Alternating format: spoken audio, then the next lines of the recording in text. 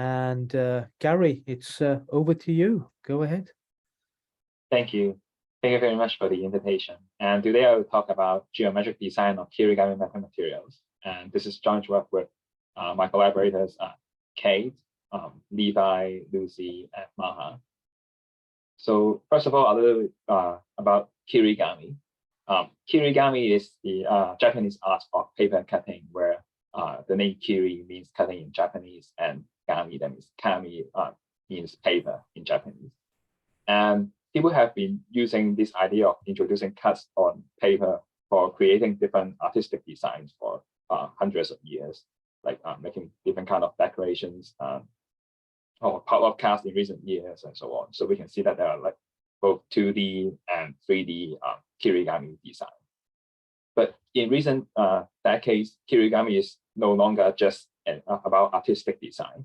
It is also closely related to science and engineering. And we have seen that there are many applications of this idea of introducing cuts on materials in science and engineering. For example, if we simply introduce cuts on a piece of paper, we can already change the physical property of that so that it can hold weight, as shown here. Or we can use this idea of introducing cuts for the design of solar panels, where we can just stretch and change the angle to get more sunlight. And it is also used in designing adhesive bandage. So if we have just a traditional bandage, then under certain shape change, it may not adhere very well. While if we introduce cuts on that, then we will have much better performance. And it is also used for the design of soft robots. So here's an example showing that if we introduce cuts on certain materials and then use that as the surface of a soft robot, we can actually achieve soft robot that can crawl. And depending on the cut pattern, the crawling speeds and so on will also be different. And so more recently, the idea of Kirigami has also been used in healthcare, in design of footwear, for preventing slippery. And more recently, there is another work on using Kirigami for the design of gripper, where we can use a pretty simple device with cuts on that to grip different objects, whether it's as soft as an egg yolk or as small as a live fish and so on. So here we can see that Kirigami has found many different applications in science and engineering. And now a natural question is, how can we design the geometry of the cut patterns for achieving these different applications? So conventionally, people have been studying different kind of periodic Kirigami patterns, ranging from the rotating squares patterns, in which we have vertical and horizontal cuts, so that once we introduce these cuts, the structure can be deployed and become a larger square shape. And a triangular cut is also possible, where here we have triangular cuts, and then as we deploy that, then the angle will change and we will have a deployed structure. And more recently, there are other works on designing more complicated periodic Kirigami patterns. For example, in this work by Rafsanjani and Pasini, they consider motivations from ancient Islamic art tilings for the design of Kirigami patterns. So here are some typical ancient art tiling patterns. And they found that Kirigami patterns can be designed based on such patterns. Where, for example, in this pattern, there are two types of tiles. One is a square and one is an eye-shaped pattern.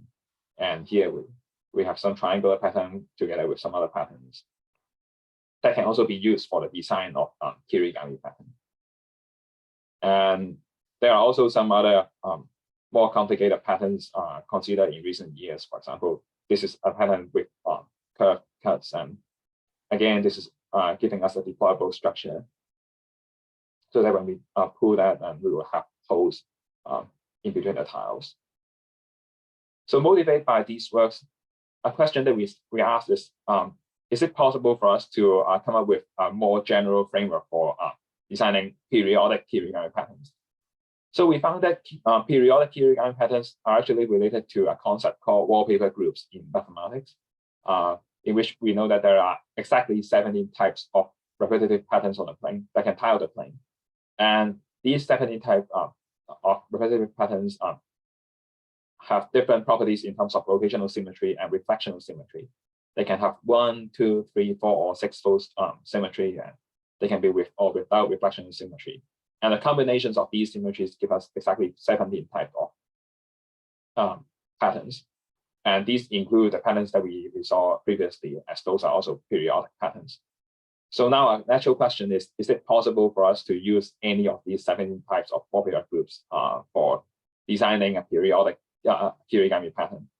And if we take a look at some simple patterns, such as some carpet patterns or some pavement patterns, then we can indeed design patterns based on these patterns so that we can get a deployable structure, either this way or this one or this one. And here the axes are just highlighting the symmetry axes, which are related to the wallpaper group classification of these 17 type of wallpaper groups. And what we found here is that we can indeed use any of these 17 type wallpaper groups to create Kirigami patterns. And here is a gallery of 17 types of wallpaper group patterns starting from P6M to P1. And we can see that for each of these 17 type wallpaper groups, we can indeed find one pattern that can give us a deployable structure. And if we want to design even more deployable structures, we can also have different strategies, such as we can replace certain tile with some smaller units, which is also deployable. Then we can use this approach to create even more patterns with different symmetry, but they are always within these 17 type of wallpaper groups. So basically now we have a pretty good understanding of the design of periodic Kirigami patterns. But what if we want to consider something non-periodic? For example, we can see that if we just start with a square pattern and we deploy that, then we will just be getting a larger square pattern. And while here, if we introduce cuts in a non-periodic way, so that we have different cut lengths, different cut orientations, we can indeed achieve something much more different. For example, here we can turn a square into a circle by introducing cut patterns in this way. And also this is demonstrated in this short video, that we can indeed introduce these kind of cuts on a piece of material and achieve significant shape change. So how can we achieve these kind of non-periodic cut patterns? And what we are going to do is to introduce this inverse design approach, where the input is basically a standard periodic Kirigami pattern, such as a square pattern or a triangle pattern, hexagonal pattern, or even the Islamic tiling patterns that we have just shown. And also we have a target deployed shape, such as a circle. So we want the boundary to be a circle in the deployed shape, but we don't know what the interior is. We want to design the cut patterns, and that will change the interior. And also for the output, we would like to get an optimized non-periodic Kirigami pattern that can deploy to the target shape. So that's the final outcome that we want to get, starting from just a regular periodic pattern and a given target shape to a non-periodic cut pattern that can achieve that given target shape. And the way to achieve this is to solve an inverse design and optimization problem, where we start with things in the pattern space. That means we have some given periodic patterns, and then we consider some initial guess in the deployed space. So I will talk more about this initial guess on the next slide, but the idea is that once we have some initial guess, then we can study the problem in the deployed space. We can solve a constraint optimization problem in the deployed space, and that turns a general invalid deployed shape to a valid deployed shape, which is optimized. And that satisfies certain geometric constraints so that we can indeed correspond that to a non-periodic Kirigami pattern. And that means there is a correspondence between this pattern and this pattern here. We can deploy this shape and get the target shape that we want. So that's the general idea. And here in the first step of coming up with the initial guess, we can have different possible choices. We can just use an identity map, such as this one. So we just have an identity map of the deployed shape. So it's just, again, enlarge the square pattern. Or we can suitably rescale that to fit different target shape. Or we can use some more complicated techniques, such as conformal map, quasi-conformal maps, and so on. And here are also a set of examples with the target shape being a trapezoid. And again, we can have like just the standard shape or some kind of rescale the shape or some more complicated quasi-conformal mapping shape. And in any case, we can see that these different initial guesses do not exactly satisfy the property that we want. Because, for example, here we don't have a perfect match of the target shape, while here we have distorted the tiles in some way so that some of the geometric constraints is actually violated. So we will have to solve a constraint optimization problem to turn these initial guesses into some optimized deployed shape. And that would indeed correspond to a non-periodic Kirigami pattern. So there are some geometric constraints that we have to satisfy. One geometric constraint is the contractibility constraint, and that consists of two parts. One is the edge length constraint, and one is the angle sum constraint.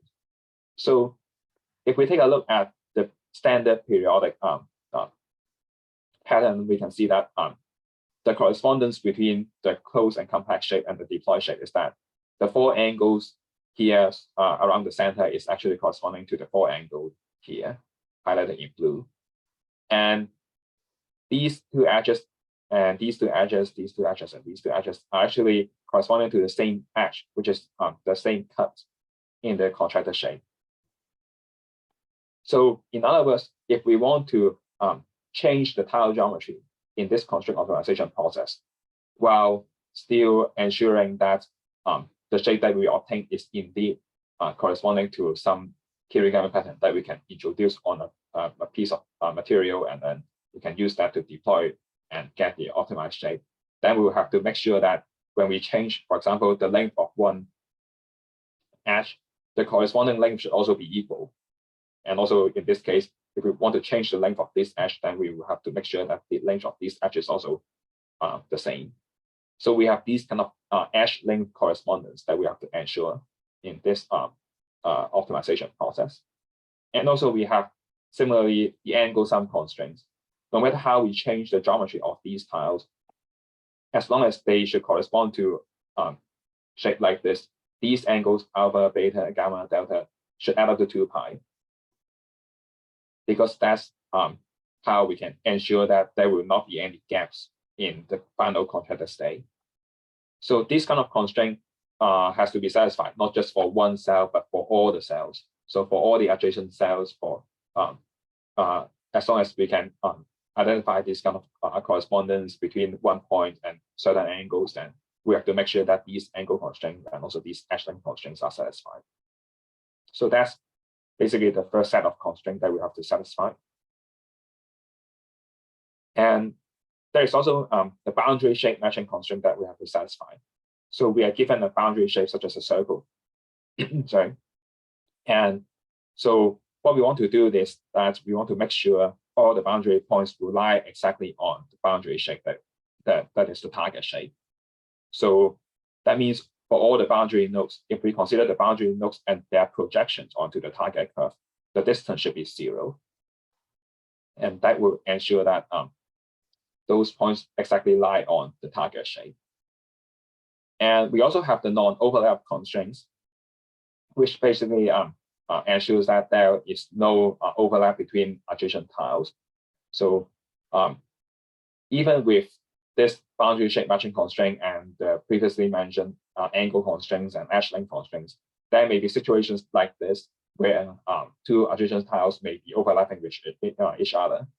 So in order to prevent that, we have to enforce a non-overlap constraint, which basically says that if we consider the cross product of B minus A and C minus A and then the dot product with the unit normal, then that should be greater than or equal to 0. So that ensures that all the adjacent cells will be all the adjacent tiles will be in this situation, but not in this overlapping situation.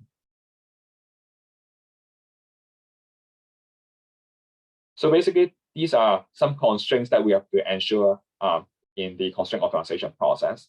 And for the objective function is actually not the most important. It can be set arbitrarily, because what we want to achieve is just a non-periodic pattern that matches the target shape. And so as long as the constraints are satisfied, then that should give us a valid pattern. But of course, we can make use of the objective function to further ensure that, for example, we want to have a smooth change in the tile geometry over the entire pattern. So in order to achieve that, we can design an objective function as follows. So we can minimize the difference between angles and lengths for all adjacent cells. For example, here we have two adjacent cells. Each of them is consisting of 4 quads. And then if we consider these two adjacent cells, then they have corresponding angles and corresponding lengths, which are basically at the corresponding positions. So alpha and beta, A and B. So what we want to do is to set up an objective function that minimizes the difference between these A and B and alpha and beta and so on, so that ultimately what we are getting will be some pattern with a smooth change in the tile geometry over the entire pattern.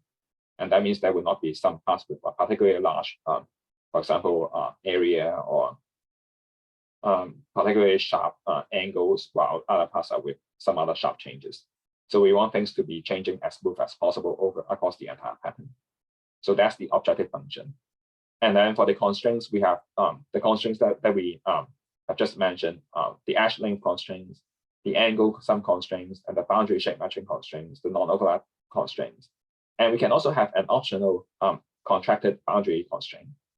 For example, if we want to make sure that the contracted shape is a square, then what we have to do is to take a look at the corresponding angles here. So there are two corresponding angles that correspond to the boundary angle here. So we have to enforce an extra set of constraints saying that these two angles should add up to be pi throughout the constraint optimization process. And also, if we want to make sure that it is a square instead of a general rectangle, then that means we want the length, the top boundary length and the left boundary length to be equal to each other. So that can also be included as part of the constraint optimization process in the deploy space. So basically in the deploy space, we can just take a look at the corresponding edges. So these two edges correspond to the edge here, and these two red edges correspond to the edge here. So we can just enforce an extra set of constraints saying that the length of this one plus the length of this one should be equal to the length of this one and the length of this one. And that would give us some extra conditions that can help us ensure that the pattern is, say, a square instead of a general rectangle.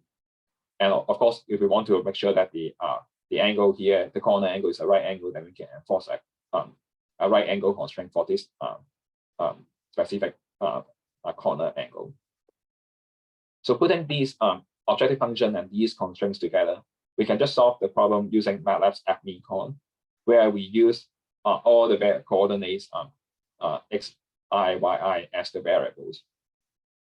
So suppose this is the pattern that we have in the deploy space, and basically we will have coordinates for each of these vertices over the entire pattern. And then we can just represent all these constraints in terms of angles, lengths, and so on, using all these coordinates. And so once we set up those constraints and those objective functions in terms of these coordinates, we can just use fmean to solve the problem and get the optimized the shape.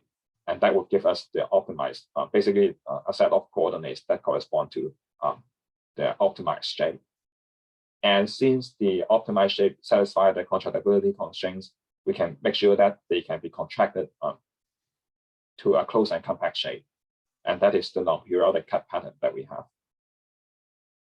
So here are some examples of optimized Kirigami patterns. As we mentioned previously, we can actually use different base patterns. We can use triangle pattern, we can use quad patterns, we can use other polygon-based patterns. We can use hexagon, or we can use those Islamic tiling patterns as the starting point. And we can have different target shape, such as circle and parallelogram, and some more complicated shape with different curvature properties. So with these different input pattern and these different target shape, we can design different Kirigami patterns that can achieve all these different shapes. And here is some analysis of those optimized Kirigami patterns. So one natural question is, if we increase the resolution, are we going to get a better and better approximation? And the answer is yes. So here we have an 8x8 pattern, and this is the optimized shape that we get. And we can also do things like a 12x12 pattern or 20x20 pattern, so on. And here we can see that we have all these results, and if we consider the boundary layer area, that is defined as just the area of all these boundary negative spaces, then we can see that the area actually goes to 0 as the number of tiles increases. In other words, we can have a better and better approximation as we increase the cut density. And another natural question is to compare different base patterns, triangles, cross, or hexagons, or other patterns, and to see how different they are in terms of this kind of non-periodic cuts. So if we have the same target shape, which is this kind of paper band shape, and then we can see that we can indeed achieve these shapes using different patterns, using triangle patterns, quad patterns, and hexagon patterns. But we see that they have different properties. So for the triangle patterns, we have a pretty large area change from just a very small cut pattern to a large deploy shape with very large holes inside, while the quad pattern is with a moderate change in size, and the hexagon pattern is more or less with the same size, just with a small change in the shape of the holes. So if we consider different target shapes and we do this kind of comparison, we can indeed see that this is the general trend that we see. For the triangle pattern and the quad pattern and the hexagon pattern, they have different properties in terms of how big the magnification will be from the close and compact shape to the deployed shape. And another question is, if we use different initial guess, will we be getting different answers? And the answer is yes. So as we just shown, there can be different initial guess, such as just a standard shape or some rescaling or some more complicated conformal or quasi-conformal mapping. And here we can see that they actually give us different optimization results. For example, here we have a shape like this, and this can be contracted to a square pattern. And similarly, for this one, we will be getting something like this, and that can also be contracted to a square pattern. And this is the one obtained using this conformal mapping approach. And we can see that they have pretty different shape in terms of their target, in terms of their optimized deploy shape, and also in terms of the contracted pattern. And so here we have the same boundary constraint enforced. So we have the extra square constraint enforced so that they all give us a square. But if we don't enforce that constraint, then we can also do this kind of comparison. So again, we have different initial guess. We have the standard deploy shape. We have a rescale shape. We have quasi-conformal mapping initial guess, and their optimized shape will also be different. And we can also see that the contracted pattern is also different. So from these approach, we can actually obtain a large variety of patterns with different using different initial guess and also different base patterns. So now, the next question is, so here we see that if we consider the standard quad pattern, what we see is that if we start with the contracted shape and we try and deploy that, and then we go get to the fully deployed shape, then we can see that we can indeed try and recontract that in another way, bringing these point A and D together instead of just having them at the four corners. So for this kind of pattern, we can see that it is possible for us to turn such a shape to a deployed shape and then to another considered shape, which is different from the first one, because the positions are actually different, as we see that A and D are now adjacent to each other, while A and D are at two corners originally. So a natural question is it possible for us to design non-periodic pattern that satisfy these kind of properties, that we can have two close and compact contracted shapes? And recall that when we solve the optimization problem, we basically have to enforce a set of edge length constraints and a set of angle sum constraints in order to change the geometry of the cuts so that we can achieve certain deployed shape.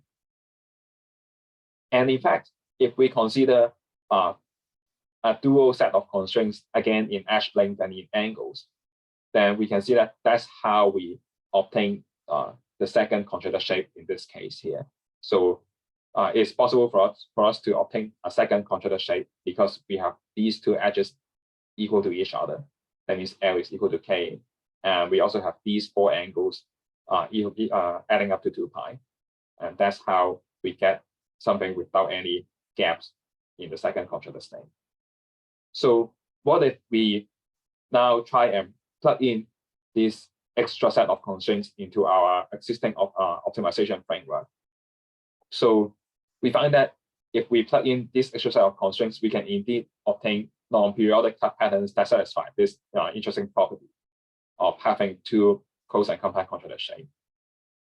So the idea is, again, we start with some standard Kirigami pattern, and then that would the initial guess would just give us some invalid deployed shape that do not match the target. And now we can solve the new constraint optimization problem involving both the original set of constraints and also the new set of dual edge length and dual angle sum constraints. And that would give us a new optimized valid deployed shape that actually correspond to two different contracted states. So here we color the angles with the same color if they are corresponding to the same points in the original state. And we can see that one of the contracted states basically follows exactly the same color pattern, while the second contracted state is with another set of color patterns. So for example, here, the two yellow angles actually becomes the two yellow angles here, rather than these four yellow angles becoming these four yellow angles here. So indeed, this is giving us a second contracted state, which is different from the first one in terms of the arrangement of all those tiles. And the optimization process is basically just the same. We start with some shape, and then we solve the optimization problem subject to the same objective function and the same constraints. And if, basically, after a few iterations, we'll be getting converge the solution, and that is giving us this kind of compact reconfigurable patterns. And here are some more examples. We can see that again, we can achieve something starting from such a regular shape to a circle and then to another shape, or we can achieve something from a very sharp shape to a star shape and then to another shape like this. And if we don't enforce any constraints on the contracted boundary, we'll be getting something much more different. And here is also another example of achieving a parallelogram.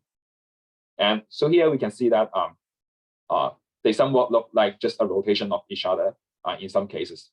But as we mentioned, there are actually two different contracted states because of the angle arrangements.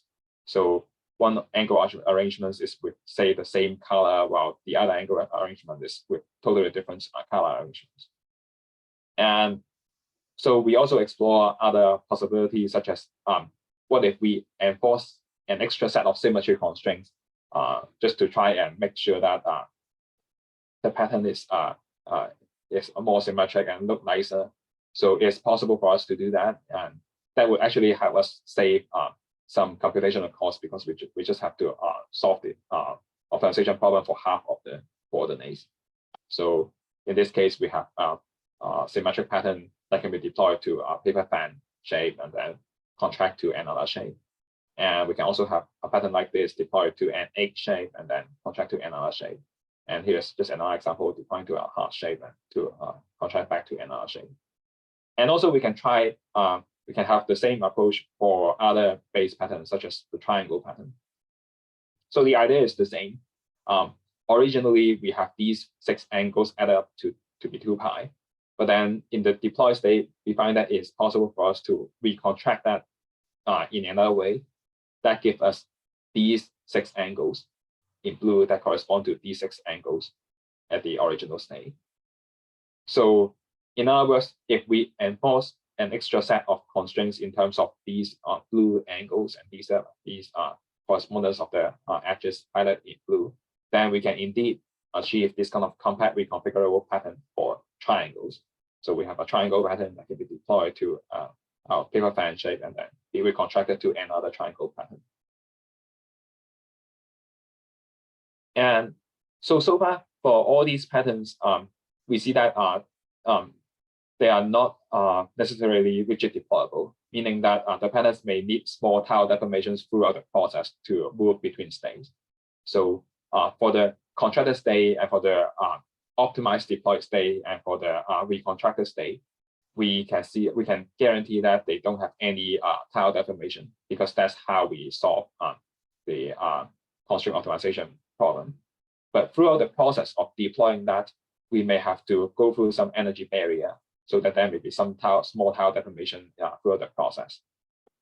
For example, if we want to start deploying this pattern, we will have to go through some energy barrier, and that involves this kind of tile deformation as highlighted in this energy plot. So is it possible for us to enforce rigid deployability by simply adding an extra set of geometric constraints? And we found that it's actually possible. And the extra set of constraints that we have to enforce is just a constraint that 2 angles should add up to pi.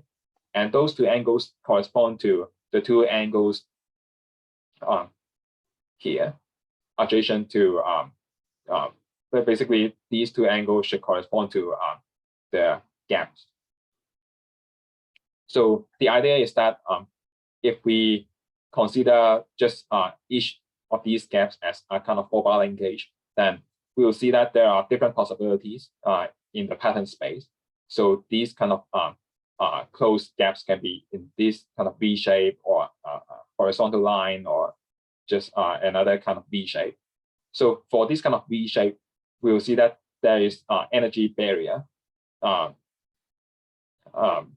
preventing that from rigidly deploying to an open shape.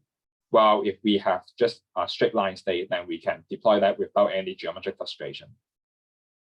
So if we have this straight line state, then we can deploy that and then go to this state and then recontract that and then move to this state. And the entire process is without any geometric frustration.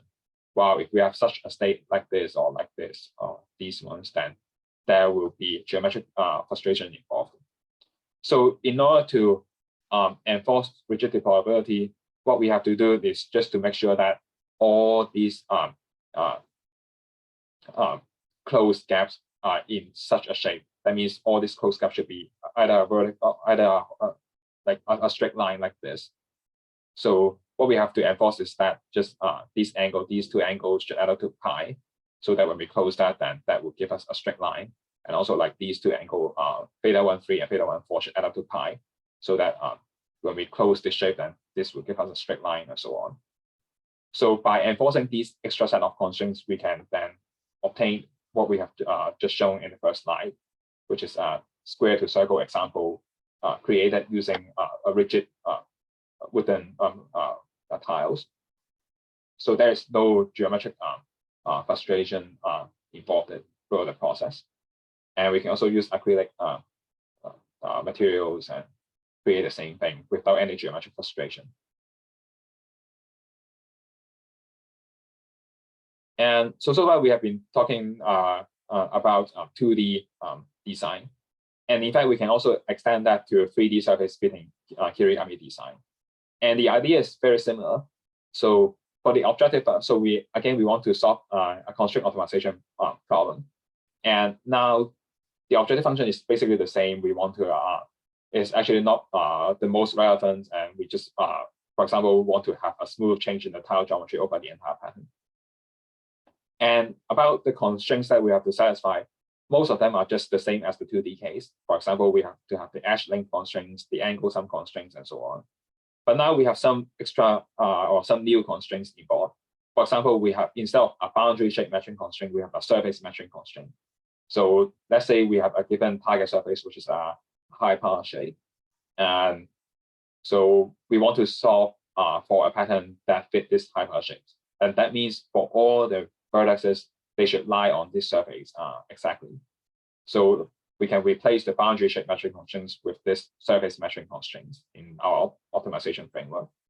And again, we also have non-overlap constraints, and we now have another constraint, which is the phase penalty constraint.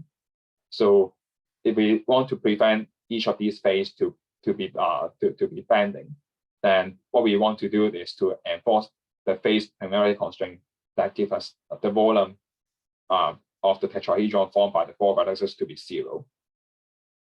So that means the 4 vertices will form a planar shape. So by enforcing these extra set of constraints for all tiles here, then we can make sure that all faces are planar. And again, we can have the optional contracted boundary constraints if we want the target to, if we want the final outcome to be just say a square and so on. So in any case, we can again solve a constraint optimization problem with this objective function and with these constraints. And we can solve it using MATLAB's fmean with the variables being all coordinates x, y, z. And we'll be getting a shape like this as the outcome. And here are just more examples showing that we can fit use Kirigami to fit different types of 3D surface. We can fit this hypersurface, we can fit a parabola, we can fit a mixed curvature surface using the quad pattern. And here is just a model fabricated using PDMS, and we can see that it fits the target surface, which is a kind of thumb shape pretty well. And we can also use triangle patterns instead of quad patterns. And as we can see here, we have triangles fitting different kind of surfaces. So far we have been talking about how we can solve a constraint optimization problem involving vertex coordinates to get a given target shape. So it works pretty well, but in terms of the theoretical guarantee, it is basically based on MATLAB's fmean. So if we put all the constraints into MATLAB fmean and it gives us a good result, then that's good. But if it doesn't give us any good result, or if it terminates prematurely, then we are not sure whether that means the initial guess is not good enough, or that means some of the constraints are too much, or so on. So we want to have a better understanding of the space for the design, and also we want to have a simpler process that do not involve this kind of just using the vertex coordinates and representing all constraints in terms of the vertex coordinates and solving constraint optimization problem. So we want to shift our perspective from the design of the tiles to the design of the voids. And that means now, instead of designing these tile geometry, we want to now focus on the design of the voids. And that would actually tells us how what the geometry of the tiles look like later on. So for now, we try and view each void as a parallelogram 4-bar linkage, parameterized by 2 parameters. One is the deployment angle phi, and one is the length parameter epsilon. So here the length parameter is basically the relative length of these two edges, x0, x3, and x0, x1. So if it's 0, then that means it's a rhombus. If it is -1, then it's actually a degenerate case. If it is greater than 0, then that means it's giving us a general parallelogram. And a good thing about this parameterization is that given two seed points, x0 and x3, and given the two parameters phi and epsilon, we can use a simple matrix multiplication to get x1 and x2, which are the two unknown points in this forward linkage. And this is just for one forward linkage, but we can indeed extend that to the design of a linkage street. And basically, the idea is that once we have determined the first forward linkage, then that means we have this information of x0 to obtain from the first forward linkage. And then we can use that as the starting point as well, together with an extra constraint x13 as the starting point, and then design the second forward linkage, and so on and so forth. So we can write it as a dynamic programming problem so that we can rewrite everything as a big matrix multiplication problem, where we have a big matrix times all these input points, and that gives us the entire street. And we can further move on to the entire linkage array. That means all the voids in a Kirigami pattern. So what we have is a linkage array design matrix and all the seed nodes, where the seed nodes are basically that we have the top nodes for the entire first row, and also the leftmost nodes for each of these streets. And then once we have these information of the seed nodes, we can then use a simple matrix multiplication and get all nodes. And of course, here we have to design these angles phi and the relative length, that means the epsilon field, suitably. But the good thing about this approach is that we have decoupled the consideration of angle field, length field, and the boundary constraints as three different aspects that we can change independently. So what we have to do is just to fix the pattern size, and that means that gives us the linkage array size, and then we can choose the parameters phi and epsilon suitably, as we will discuss later. And then we can just formulate the matrix and then just set up the boundary constraints and solve the matrix equation, and that gives us the entire pattern. And now the remaining issue is how can we choose the parameters phi and epsilon suitably for each linkage to guarantee things such as compatibility and reconfigurability.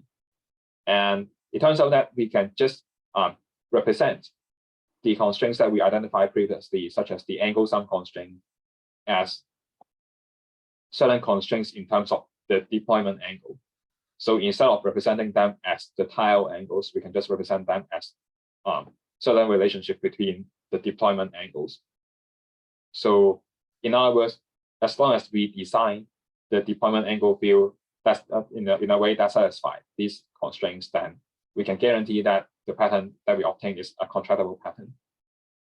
And similarly, for the compact reconfigurability constraint, we can rewrite that rather than having the constraints in terms of the tile geometry, we can rewrite the constraints in terms of the angles or the deployment angles.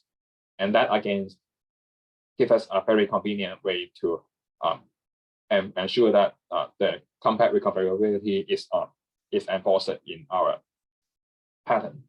So we can achieve contractible pattern and compact reconfigurable pattern by simply changing the deployment angle field. And about the length field, we can so basically what we have to do is just to set the boundary shape using the seed nodes. That means we can determine the boundary shape independently, and then we can just set the deployment angle based on what we described. Either we want to have a contractible pattern or a compact reconfigurable pattern, we can change the deployment angle field suitably. And then we can just change epsilon for each linkage, and that will give us different design. For example, if epsilon is 0 for all the linkages, then we will be getting some shape like this. If we have some non-zero distribution of epsilon, then we will be getting more and more complex shape. And we can also do this kind of design for different deployment angles. So we can design we can have a very precise control of the deployment angle to be, say, pi over 2 or pi over 4. So we can design these kind of patterns with a target shape at a specific deploy state, either at a fully deployed state or at the pi over 4 deploy state. And here we again try and fabricate one of the patterns using some physical model where we use some fabrics as the hinges to connect different 3D printed blocks. And we can see that we can indeed achieve this kind of shape changes.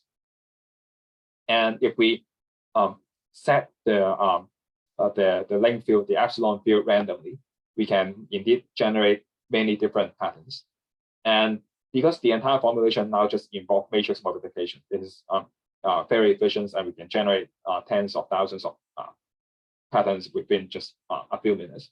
So that is a big improvement when compared to the constraint optimization approach that we described previously. And if we want to achieve some more complicated shapes, then we will still need to make use of some kind of optimization strategy. For example, if we want the first shape to be a square and the second shape to be a circle, then in this formulation, we can ensure that the first shape is a square by simply fixing the seed nodes suitably, and then fixing the deployment angle suitably. But then to achieve in order to achieve a second shape, say the circle, we will have to change the parameter fields, which is the epsilon field, as we have already fixed the seed nodes and also the angles. So the remaining freedom will be just the parameter, just the angle, just a length field epsilon. So we can just optimize the parameters epsilon until we get a good match of the circle, and that gives us a set of examples as shown here, and also other examples for different target shapes. And when compared to the previous approach of optimizing over all the vertex coordinates, this time we just have to optimize that over just very simple parameter field, which is the epsilon field. So we only have like one parameter for each of these points, and we don't have to enforce other constraints throughout the process. We don't have to care about other constraints, angle sum constraints, and so on, because those are automatically guaranteed in our setup when we decouple the three different fields. So just to summarize, so here we have different approaches for designing the geometry of the Kirigami structure to achieve different properties. We can achieve contractibility, compact reconfigurability, rigid-deployability, shape matching, and so on, by simply changing the geometric constraints and solving certain problems. So there are two approaches that we have considered. One is a constraint optimization approach using the vertex coordinates, and that gives us a wide range of patterns. And more recently, we proposed a new approach which involves just matrix operations. And here we can decouple the deployment angle field, length field, and boundary constraints, and we can again achieve many different patterns. So if you are interested in our works, we have our software online on GitHub. So this is the first one corresponds to the constraint optimization approach, and the second one corresponds to the matrix operation approach. So please feel free to try that out. And just a little bit about some of our future works. So far we have focused mostly on the geometric control of these kind of structures. But of course, we know that the topology of them is also very important. And that means if we change the connections between the tiles, we can also achieve different patterns. So there has been many studies on the topological control of Kirigami in recent years.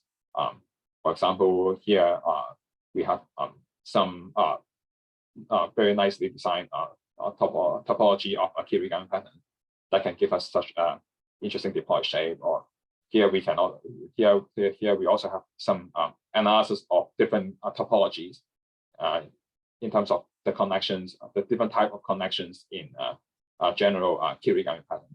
And more recently, we have also studied the problem of random connections and see how those random connections change the rigidity and conductivity of a given Kirigami pattern.